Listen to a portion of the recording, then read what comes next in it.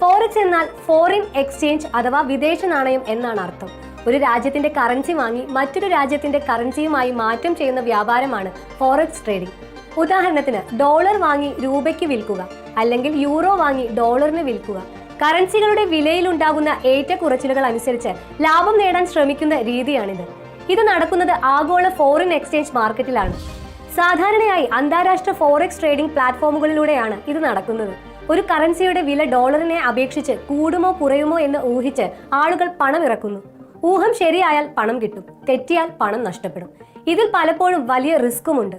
ഇനി ഏറ്റവും പ്രധാനപ്പെട്ട ചോദ്യം, സാധാരണക്കാർക്ക് ഇത്തരം അന്താരാഷ്ട്ര പ്ലാറ്റ്ഫോമുകൾ വഴി ഫോറക്സ് ട്രേഡിംഗ് നടത്തുന്നത്, അതായത് കറൻസിയുടെ വില കൂടുമോ കുറയുമോ എന്ന് ബെറ്റ് വെക്കുന്നത് ഇന്ത്യയിൽ നിയമപരമാണോ? അല്ല എന്നാണ് ഉത്തരം. റിസർവ് ബാങ്ക് ഓഫ് ഇന്ത്യയുടെ നിയമങ്ങൾ അനുസരിച്ച് ഇത്തരത്തിലുള്ള ഊഹക്കച്ചവട രീതിയിലുള്ള ഫോറക്സ് ട്രേഡിംഗ് അനധികൃതമാണ്. അനധികൃത പണമിടപാടുകൾ തടയാനും നിക്ഷേപകരെ തട്ടിപ്പുകളിൽ നിന്ന് രക്ഷിക്കാനുമാണ് ഈ നിയന്ത്രണം. അപ്പോൾ ഇന്ത്യയിൽ കറൻസിയുമായി ബന്ധപ്പെട്ട് ഒരു ട്രേഡിംഗും പറ്റില്ലേ? പറ്റും, പക്ഷേ അതിൽ ചില നിയമങ്ങളുണ്ട്. നമ്മുടെ സ്റ്റോക്ക് എക്സ്ചേഞ്ചുകൾ വഴി ചില കറൻസികൾ ജോഡികളിൽ ഗ്രേഡ് ചെയ്യാൻ അനുമതിയുണ്ട്. ഇതിനെ കറൻസി ഡെറിവേറ്റീവ്സ് ട്രേഡിംഗ് എന്ന് പറയും.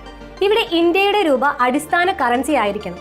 4 പ്രധാന ജോഡികളിലാണ് സാധാരണയായി അനുമതിയുള്ളത്: ഡോളർ രൂപ, യൂറോ രൂപ, പൗണ്ട് രൂപ, യെൻ രൂപ. ഇതും ചെയ്യുന്നത് നമ്മുടെ അംഗീകൃത സ്റ്റോക്ക് ബ്രോക്കർമാർ വഴിയാണ്. ഇത് നേരത്തെ പറഞ്ഞ അനധികൃത അന്താരാഷ്ട്ര പ്ലാറ്റ്ഫോമുകളിലെ ബെറ്റിംഗിൽ നിന്ന് വ്യത്യസ്തമാണ്. നിങ്ങൾക്ക് നിയമപരമായി കറൻസി ഡെറിവേറ്റീവ്സിൽ ട്രേഡ് ചെയ്യണമെങ്കിൽ സെബിയിൽ രജിസ്റ്റർ ചെയ്ത ഒരു സ്റ്റോക്ക് ബ്രോക്കർ മുഖേന ഒരു ട്രേഡിംഗ് അക്കൗണ്ട് തുറക്കുക. അക്കൗണ്ടിൽ പണം നിക്ഷേപിക്കുക. അംഗീകൃത സ്റ്റോക്ക് എക്സ്ചേഞ്ചുകളിൽ ലിസ്റ്റ് ചെയ്തിട്ടുള്ള അനുവദനീയമായ കറൻസി ജോഡികളിൽ ട്രേഡ് ചെയ്യുക. ഓർക്കുക, ഏത് ട്രേഡിംഗും പോലെ കറൻസി ട്രേഡിംഗിലും നഷ്ട സാധ്യതകളുണ്ട്.